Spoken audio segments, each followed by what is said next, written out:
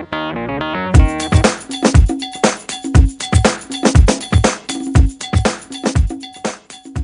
to the supplementary video for Chapter 11, Processes of Emotion in the Workplace. Always a good idea to start with this list of things you need to learn from the chapter. There is a strong tradition of rationality in our understanding of organizational life, beginning with the classical approaches from the Industrial Revolution, all the way up to today.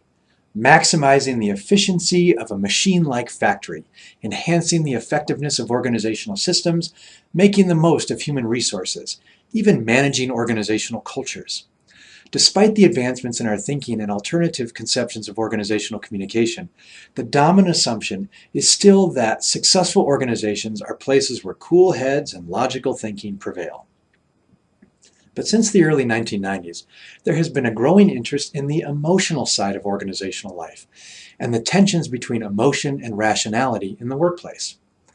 The human relations movement certainly considered emotion, but this was pretty narrowly focused on just the feeling of satisfaction at work. But we're learning so much more about the complex emotional life of organizations. So in this chapter, we want to explore a number of important concepts to enhance our understanding of this important aspect of organizations. First is the concept of bounded emotionality. You'll recall the term bounded rationality we learned from Chapter 8 on decision making. Bounded rationality recognizes that our logic and reasoning are constrained, but rationality is still the norm. But bounded emotionality challenges this conception, arguing instead that emotional life is central to organizations, and so much of organizational life is about controlling or containing or otherwise managing emotions. What it means to do work effectively and what sort of emotional dispositions are acceptable at work. A second key concept is the notion of emotional labor, which refers to jobs in which workers are expected to display certain feelings in order to satisfy organizational role expectations, like flight attendants or customer service representatives. Did you really think all those workers at Disneyland were really that happy all the time? No, that's part of the job description. They are required to be happy, even with clueless tourists. They have a substantial amount of emotional labor in their jobs. There's been a lot of research on emotional labor lately. Make sure you look at the section of the chapter that summarizes this research on page 198. Next, it's important for us to examine the significant phenomena of workplace bullying. Bullying is actually a big part of modern organizational life. It's not just for the playground. Bullying is persistent verbal and nonverbal aggression at work that includes personal attacks, social ostracism, and many other painful messages and hostile interactions. It's the negative end of the spectrum of emotional content of workplace relationships.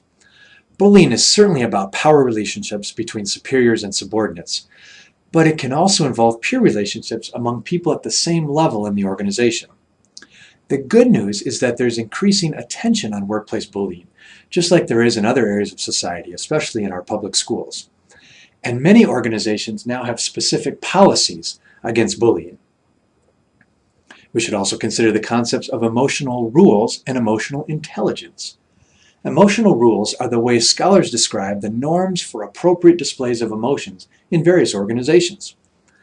Of course, most of this won't be very explicit. It's part of the organizational culture, something you have to figure out on your own by observing how people interact with each other. For example, as a member of an organization, you might learn that emotions are only really supposed to be expressed in a professional manner, or that certain emotions, like anger, are only supposed to be expressed to certain people, peer coworkers, in certain places, happy hour after work. Now, emotional intelligence is all about being smart with your emotions. It involves 4 components: recognizing your emotions and managing your emotions, recognizing the emotions in other people and responding appropriately to the emotions of other people. One of the most important things you can do to be a successful member of an organization is develop your EQ, your emotional intelligence quotient, kind of like your IQ. There are a lot of books and articles out there about emotional intelligence. There's even tests you can take to measure and improve your EQ. Finally, what about coping with stress and burnout, which are huge aspects of modern organizational life? Whatever your profession, chances are at some point you will be overwhelmed with your work. I know I certainly have. So it's important for us to develop constructive ways to manage stress and avoid burnout. Two key ways of doing this are social support and participation. Social support involves everything we do to help each other through difficult times. Social support generally encompasses three functions: emotional support, informational support, and instrumental support. We need to seek out social support in times of stress, and we need to provide social support to those around us who are struggling. Participation in decision-making is another thing we can provide to help people cope with stress at work, especially if we are in some sort of managerial position that has authority over who is involved in the decision-making. A lot of people get stressed out at work because they are subject to decisions and policies they have no control over and no input into.